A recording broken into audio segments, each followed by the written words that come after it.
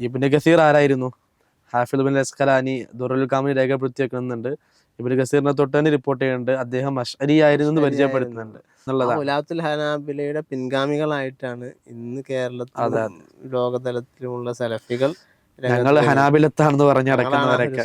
എന്ന് പറയുന്നത്. അതുകൊണ്ട് ഒരു തെറ്റിദ്ധാരണയാണ്, അവർ തിരുത്തേണ്ടതാണ്. അവർ യഥാർത്ഥത്തിൽ ഇത് നിഷേധിക്കാന്ന് പറയുമ്പോൾ ഒരു വലിയ ഒരു നൂറ്റാണ്ടിനെ ഇസ്ലാം ഇങ്ങനെ കൈമാറി വന്ന ഈ 10-15 നൂറ്റാണ്ട് കാലത്തെ മുഴുവനും അങ്ങ് നിഷേധിക്കുക. അതായത് സ്വഹാബത്തിന്റെ കാലത്ത്, താബീങ്ങളുടെ കാലം, ശേഷം അബുൽ ഹസൻ അശ്അരി ഇമാമിനെ പോലത്തെ ഇമാമികളുടെ കാലം, അങ്ങനെ അതിന് ശേഷം വന്ന ഉലമാവ് മുഴുവനും നമുക്ക് പരിശോധിക്കുകയാണെങ്കിൽ അശായറത്തിൽ അണിനിരന്നവരായിരുന്നു എന്ന് കൃത്യമായി മനസ്സിലാക്കാൻ സാധിക്കും. അതുപോലുള്ള ഒരുപാട് അയിമത്തുകൾ, ഫുഖഹാവും മുഹദ്ദിസുകളും മുഫസ്സിറുകളും എല്ലാം അശായറത്തിൽ അണിനിരന്നവരാണ്.